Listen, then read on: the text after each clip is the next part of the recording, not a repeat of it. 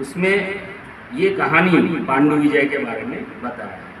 तो पांडु विजय जो है वो एक राजा थे 200 सन ईसा मसीह के 300 वर्ष पहले, और करीब 200 वर्ष भगवान बुद्ध के बाद पांडु विजय नाम के एक राजा भारत के दक्षिण में समंदर के तट पे वो राज करते थे उस समय। और ये जो 200 वर्ष बुद्ध के बाद वो बहुत महत्वपूर्ण इस संदर्भ में है। उस समय क्या हुआ था, बुद्धिस्ट जो फिलोसॉफी था वो बहुत तेजी से सारे चारों तरफ तेजी से फैल रहा था। तो ये पांडु विजय राजा जो थे वो खुद वैष्णव थे, लेकिन उनके राज्य में और आसपास सब जगह में बुद्धिस्ट फिलोसॉफी का बहुत बड़ा प्रभाव था उस समय। तो उस समय ये बुद्धिस्ट फिलोसॉफी के प्रभाव के कारण जगन्नाथ, बलभद्र और सुभद्रा के जो डीटीज हैं इनको बुद्धिस्ट लोगों ने ऐसा पॉपुलराइज कर दिया, ऐसा फैला दिया कि ये तीन चीज़ें हैं वो अपना जो 3 पिलर है बुद्धिज्म का वो है बुद्धा, धर्म और संघ। उन्होंने ये कह दिया कि ये 3 जो डीटीज है ये बुद्धा है, संघा है और धर्मा है। हाँ, और जैसे विंस्टन चर्चिल दूसरा विश्व युद्ध के समय विंस्टन चर्चिल हुआ करते थे इंग्लैंड के प्रधानमंत्री।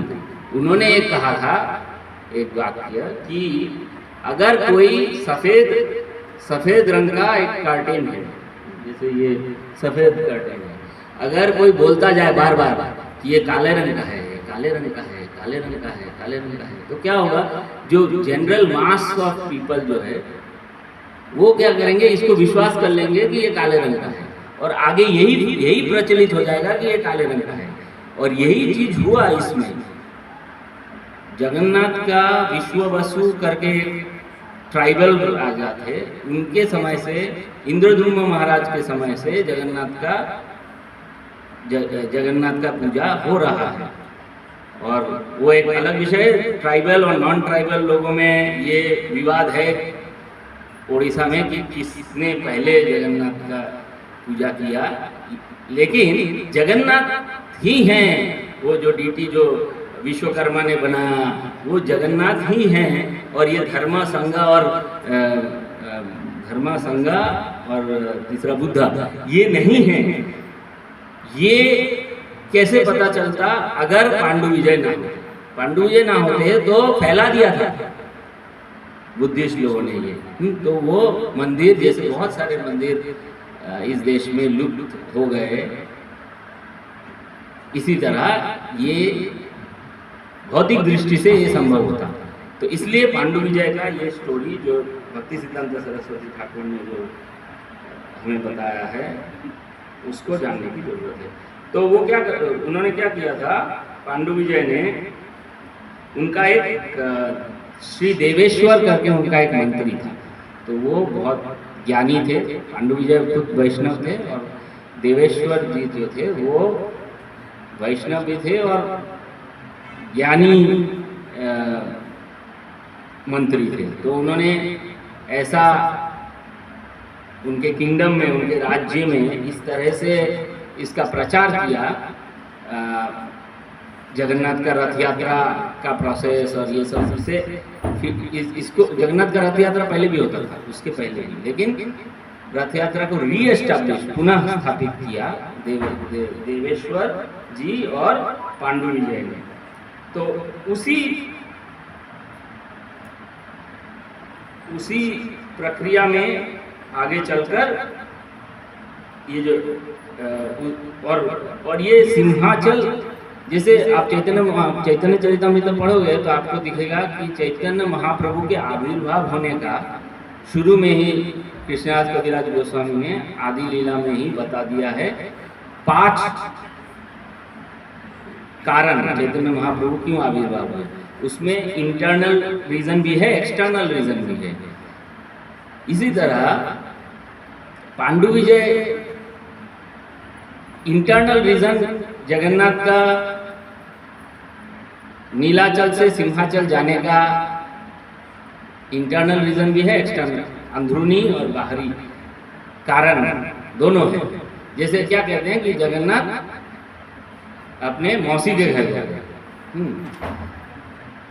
एक्चुअली ये एक रीजन तो है ही, लेकिन पांडु विजय का जो राज्य था वो पांडु विजय का जो उस समय उन्होंने ये प्रक्रिया शुरू की थी कि जगन्नाथ का यात्रा उसके पहले और दूसरी नीलाचल से सिंहाचल में ही होती नहीं थी। सिंहाचल में जगन्नाथ जाते हैं, ये पांडु विजय के समय शुरू हुआ। पांडु विजय का जो मूल राज्य का जो मूल केंद्र था वो सिंहाचल, गुंडीचा मंदिर जो है वहाँ वो था।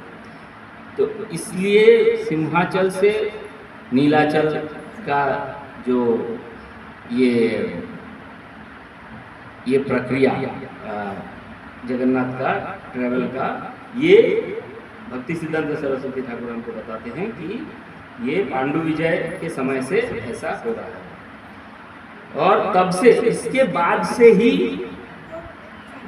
बुद्धिस्ट फिलॉसफी जो है वो ये श्री क्षेत्र पुरुषोत्तम क्षेत्र जगन्नाथ धाम में उसके बाद और ज़्यादा प्रभावी नहीं हो पाया इसके बाद। तो ये था पांडु विजय का। अच्छा, इसमें एक और चीज आपको ये पता है कि जगन्नाथ का जो पुजारी है रथिया जगन्नाथपुरी में, उनको पांडा क्यों कहा जाता है?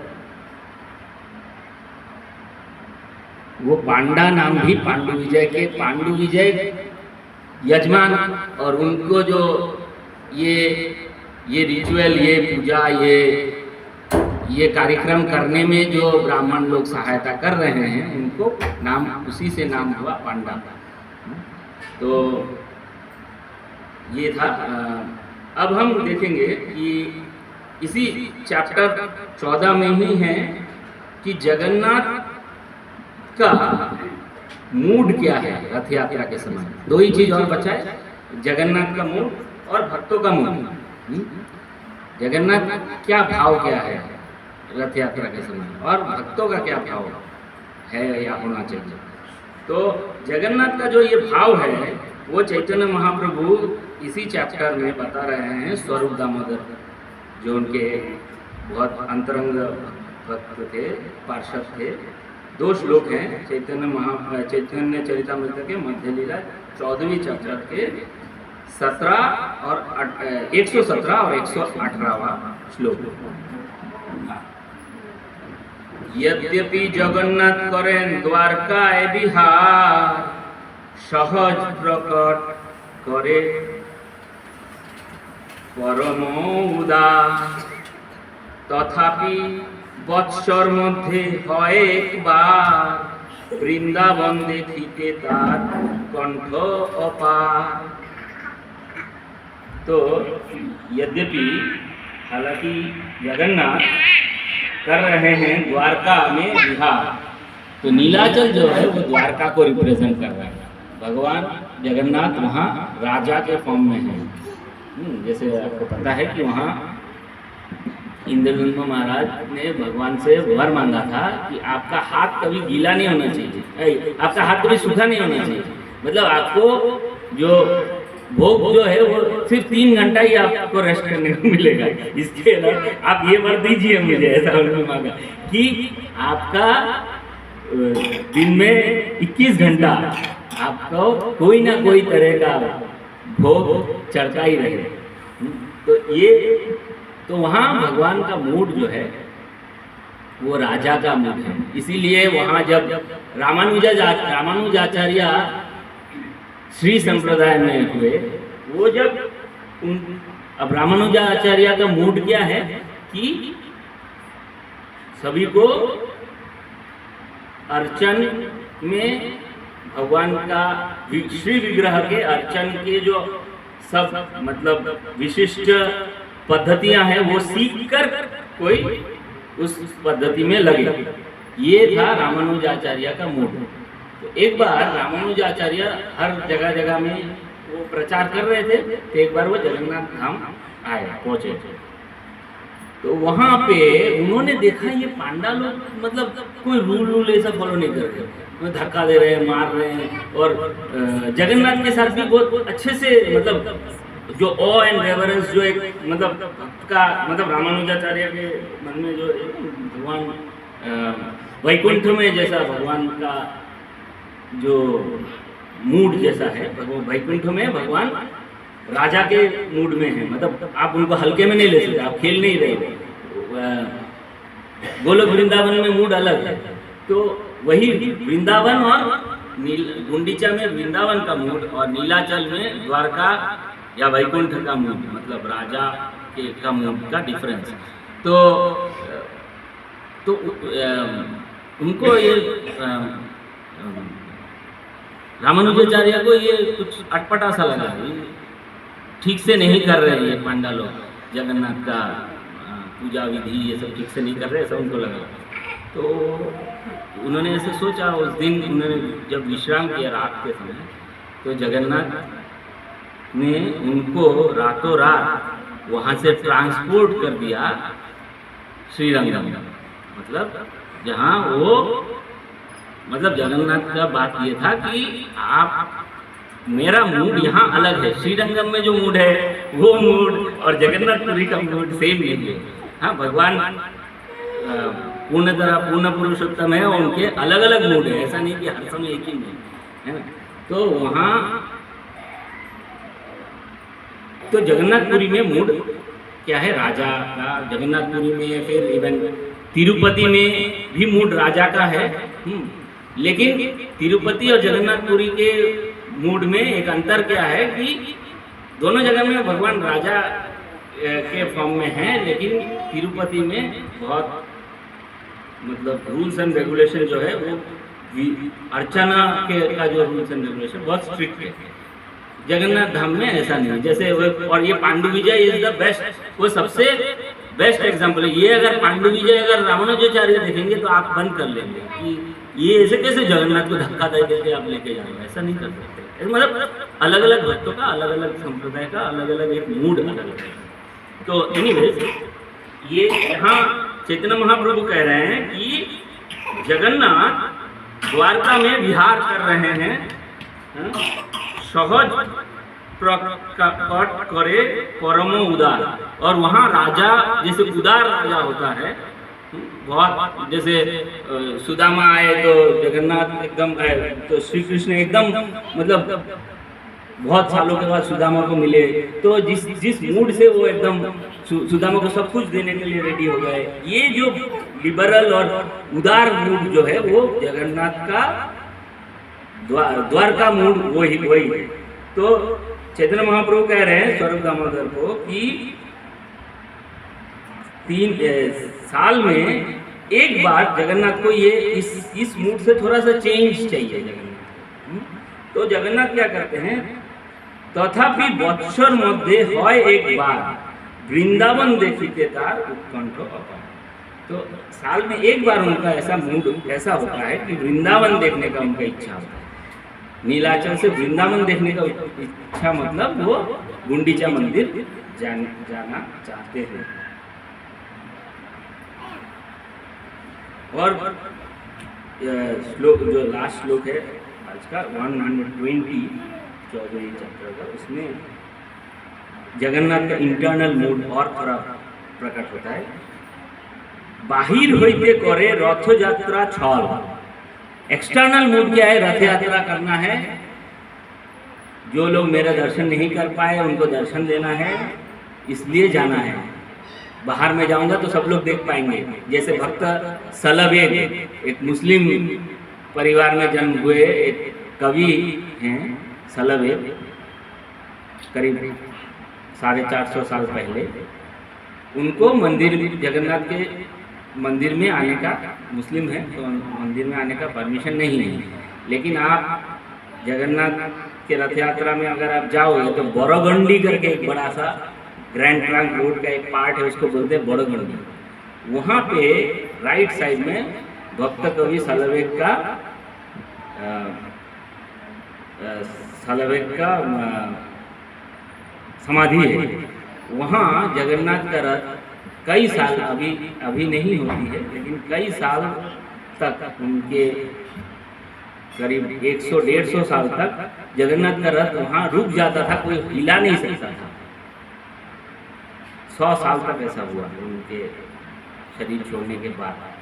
तो जगन्नाथ का मूड साल में एक बार ये होता है कि मैं जो मेरे पास नहीं आ पा रहे हैं उनके पास मैं जाऊँ। हाँ, लेकिन चैतन्य महाप्रभु यहाँ एक और चीज, ये एक एक्सटर्नल मूड, लेकिन इंटरनल मूड जगन्नाथ का ये है। तो चैतन्य महाप्रभु कह रहे हैं बाहिर होते करे रथ यात्रा छल। रथ यात्रा एक तरह से एक एक्सक्यूज है जगन्नाथ के लिए। क्यों एक्सक्यूज? क्या? सुंदराचल जाए प्रभु छाड़ी नीलाचल। सुंदराचल मतलब गुंडीचा मंदिर जाते हैं प्रभु जगन्नाथ, वृंदावन जा रहे हैं ये सोच के नीलाचल छोड़ देते हैं। अब हम लास्ट एक और स्टोरी है। ये जो मूड है जगन्नाथ का, ये श्रीला गौर गोविंद महाराज प्रभुपाद डिसाइपल, उन्होंने वरिष्ठ डिसाइपल प्रभुपाद के, उन्होंने ये डेट हमारे पास नहीं है, लेकिन नवंबर 1990 में उन्होंने ये इंटरनल रीजन जगन्नाथ का गुंडीचा मंदिर जाने का एक बताया ये स्टोरी। यहाँ क्या हो रहा है कि एक बार कृष्णा ने वृंदावन,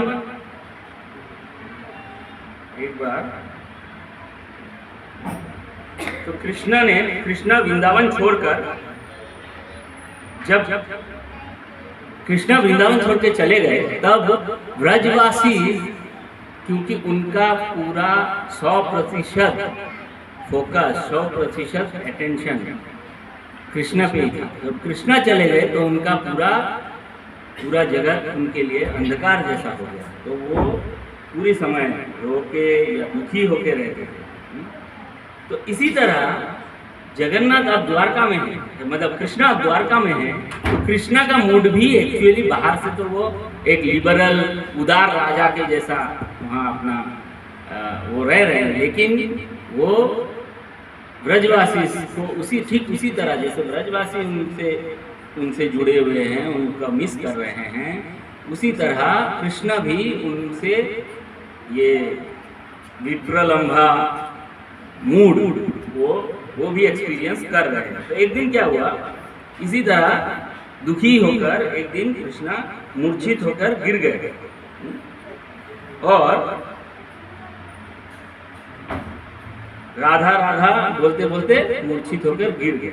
उस समय नारद मुनि, उद्धव, बलराम और सुभद्रा, वो चारों ने कृष्ण को देखा कि कृष्ण मूर्छित होकर गिर गए। कृष्णा अनकॉन्शियस होकर मूर्छित होकर गिरे हुए हैं। तो उनको चिंता हुई कि क्या कृष्णा को कुछ हो तो नहीं गया है। तो वो सोचने लगे कि कृष्णा को जगाया कैसे जाए, ज़्यादा देर मूर्छित होकर नहीं रखा जा सकता।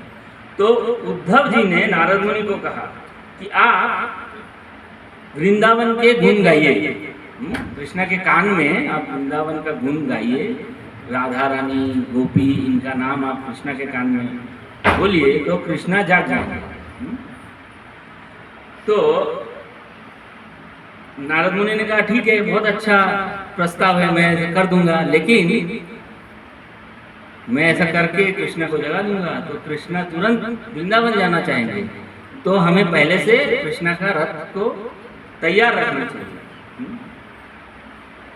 तो ठीक है, उद्धव ने कहा कि ठीक है, मैं दारुका, कृष्णा के जो रथ चालक है उनका नाम है दारुका, उनको बता देता हूँ कि वो तैयार करें। बट लेकिन आपको लगता है कि कृष्णा अगर वृंदावन जाएंगे, उद्धव बोल रहे नारद मुनि और बलराम और सुभद्रा का, कृष्णा अगर वृंदावन जाएंगे तो वो वापस आएंगे, वापस आ सकेंगे? ऐसी इस तरह का बातें चल रहा है। तो ये सोचकर तो उद्धव बोल रहे हैं कि और जो व्रजवासी थे वो तो बहुत दुखी हैं, कृष्णा के विरह में बहुत दुखी हैं। तो एक ऐसा हमें करना चाहिए कि कृष्णा आ रहे हैं ये संवाद अगर हम उनको पहुंचा दें, उनके पहले जाकर, कृष्णा तो जाएंगे, दारुका को भी मैंने बोल दिया है, लेकिन उसके पहले अगर कोई जाए और बताए कि जैसे अक्रूर जैसे आए थे कृष्णा को लेके जाने के लिए, इस तरह कोई अगर पहले जाए और बताए, संवाद ब्रजवासी को बताए, तो उनका मूड थोड़ा अच्छा होगा, तो कृष्णा दुखी नहीं हो जाएगा, मतलब इसी मूड में उनको दुखी देख के और दुखी ना हो जाए। तो इसलिए कोई चारों में ये डिस्कशन चल रहा है कि किसी को पहले जाना चाहिए। तो अब सब लोग बलराम जी की तरफ, ज्येष्ठ हैं वो, तो उनकी तरफ सब देखने लग गए। तो बलराम जी ने कहा कि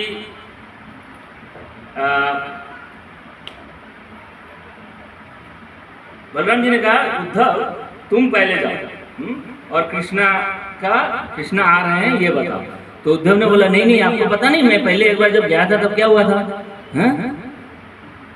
मैं गया था कि मैं कृष्णा जैसा दिखता हूँ ये सोच के मैं गया था, या आप लोगों ने भेज दिया था, जो भी है, लेकिन फिर मैं मतलब I got schooled by the gopis के सामने में मैं कुछ मतलब मैं एक विश्वसनीय व्यक्ति हूँ, ये नहीं, अब वो कोई नहीं मानेगा, मैं जो भी बोलूँगा जाके ये बात अभी कोई नहीं मानेगा कि मैं कोई विश्वसनीय व्यक्ति हूँ, ठीक है।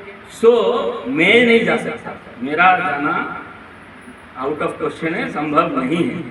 तो सब अब बलराम जी की तरफ देखने लगे कि बलराम जी कुछ सॉल्यूशन बताइए। तो बलराम जी तुरंत बोले नहीं नहीं, मैं नहीं जा सकता, आप, मैंने तो यशोदा मैया को बोला है कि मैं कृष्णा को लेके आऊँगा, तो मैंने तो अपना वचन नहीं रखा, तो मैं नहीं जा पाऊँगा।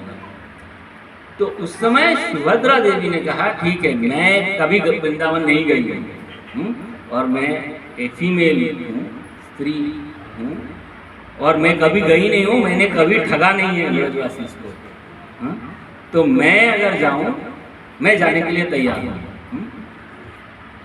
तो उनका मूड जो है ब्रजवासी का वो ठीक हो जाएगा, और मैं फिर उसके बाद कृष्णा जा सकते हैं। तो फिर बलराम जी ज्येष्ठ भ्राता का मूड उनका फिर जग गया कि नहीं नहीं, मैं आपको अकेला नहीं जाने दे सकता हूँ, तो मैं जाऊँगा, पहले आप मेरे पीछे पीछे आओ। तो इसलिए पहले बलभद्र बलराम जी जाते हैं, फिर सुभद्रा देवी जाती हैं, और फिर कृष्णा जाते हैं। ये स्टोरी, ये इंटरनल जो मूड है वो श्रीला गौर गोविंद महाराज ने ये रिवील किया।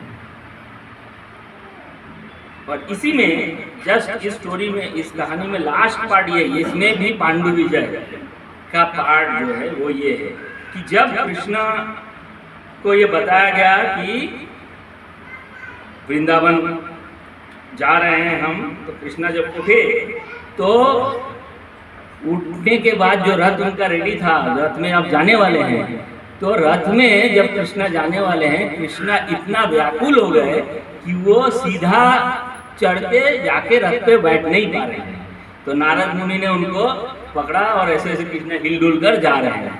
तो वही मूड पांडु विजय में जगन्नाथ का है। तो ये बहुत सुंदर सा ये डिस्क्रिप्शन श्री गोविंद महाराज ने बताया।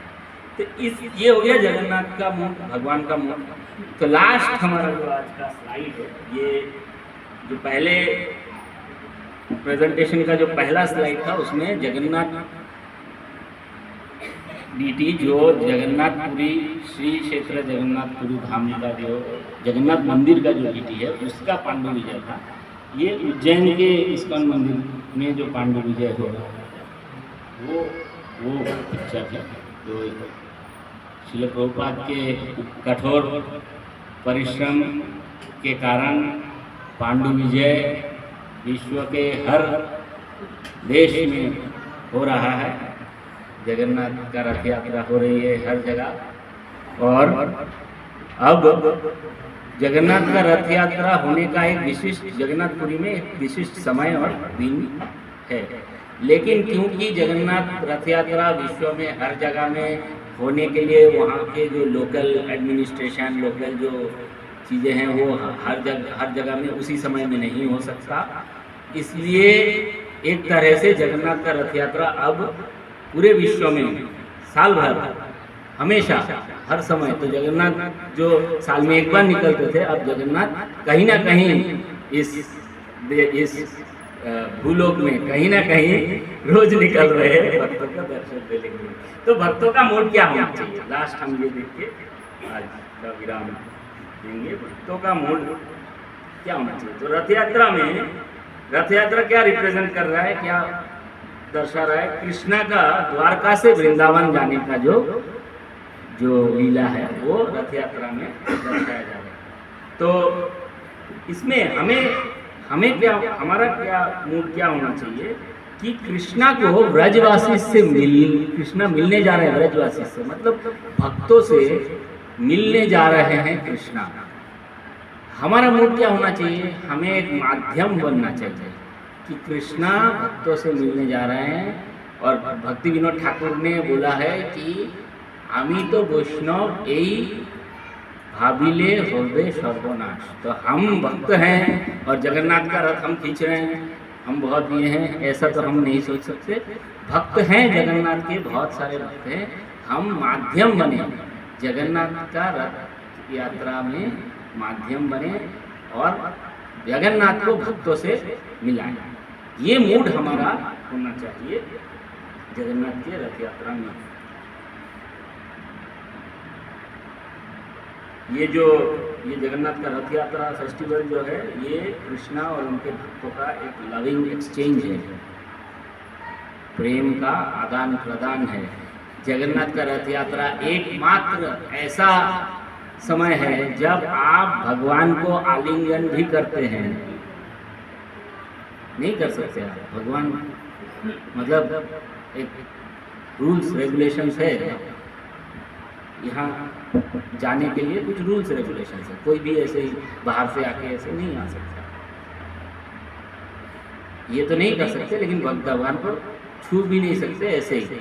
लेकिन जगन्नाथ रथ यात्रा के समय जगन्नाथ इतना उदार और एक्सटेसिक मूड में है कि वो अपने को भगवान भक्तों को देने के लिए वो रेडी रहते हैं। तो ये एक समय ऐसा है कि भगवान का जो उदारता का सबसे पीक, हाईएस्ट पॉइंट हो। तो जिस तरह हम जगन्नाथ का रथ खींच रहे हैं, उसी तरह हमें ये मन में हमारा प्रार्थना ये होना चाहिए कि कृष्णा हमें उनकी तरफ खींचे, उनके तरफ हमें भक्ति में बांध के रखे, हम भक्ति में हम ढीला ना पड़ जाए। हाँ, ये हमारा प्रार्थना होनी चाहिए, ये हमारा मूड होना चाहिए। कृष्णा का भक्तों के साथ मिलन, ये हो ऐसा भक्त कृष्णा का जो उसे भी पता नहीं, जैसे प्रभुपाद कहते हैं कि फ्रॉम टाइम इमेमोरियल हम कृष्णा कॉन्शियस हैं। हो सकता है इस जगत में इस जन्म में कोई कृष्णा कॉन्शियस अभी हुआ नहीं है, वो भूल गया है। एक्चुअली सब कृष्णा कॉन्शियस है, प्रभुपाद कहते हैं। स्पेशली भारतवर्ष में सब कृष्णा कॉन्शियस है, प्रभुपाद कहते हैं। तो हमें ये माध्यम है जगन्नाथ रथ यात्रा के फेस्टिवल में, ये हम इसमें निमित्त मात्र ये बन सकते हैं कि भगवान को भक्तों के साथ, भगवान को अपने भक्त और जो होने वाले भक्त उनसे मिलाने का कार्य हम करें।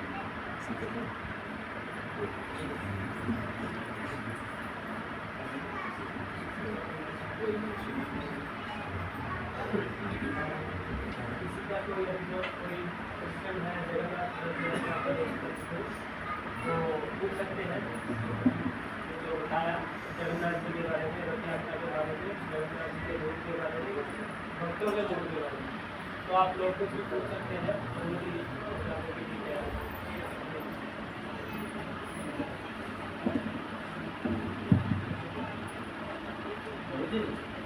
हम लोग के कथा में ही सुने हैं कि जो रथ यात्रा है वो भगवान इधर कुरुक्षेत्र में सूर्य ग्रहण था तो भगवान के यहाँ पे आना था। उसी समय गोपियाँ भी आई थी तो वहाँ से हम लोग गोपी में देखा तो भगवान को यहाँ से लेके वृंदावन मथुरा में गए। ये यही सही में ना अलग है। हाँ, तो भगवान का इस तरह का लीला, ये हालांकि रथ यात्रा के साथ ये जुड़ा हुआ नहीं है, ये और काफ़ी मतलब ये बहुत एक गहरा प्रश्न है, तो इतना उसके लिए एक लंबा वो चाहिए। लेकिन ये जो आप बोल रहे हैं ये सही है, लेकिन ये कॉन्टेक्स्ट में उसको मुझे डिस्क्राइब करने के लिए, वर्णन करने के लिए काफ़ी वो एक अलग रथ यात्रा का विषय ये नहीं है। तो हम रथ यात्रा के टॉपिक पे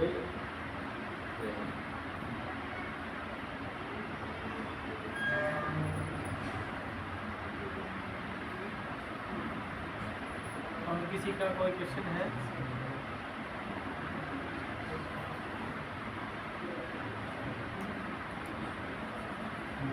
किसी और का कोई क्वेश्चन है? हरे कृष्णा। श्रीमद् भागवतम की जय, चैतन्य चरितामृत की जय। चैतन्य चरितामृत और श्रीमद् भागवतम अभिन्न है। हरे कृष्णा कृष्णा कृष्णा हरे हरे, हरे राम राम राम हरे हरे।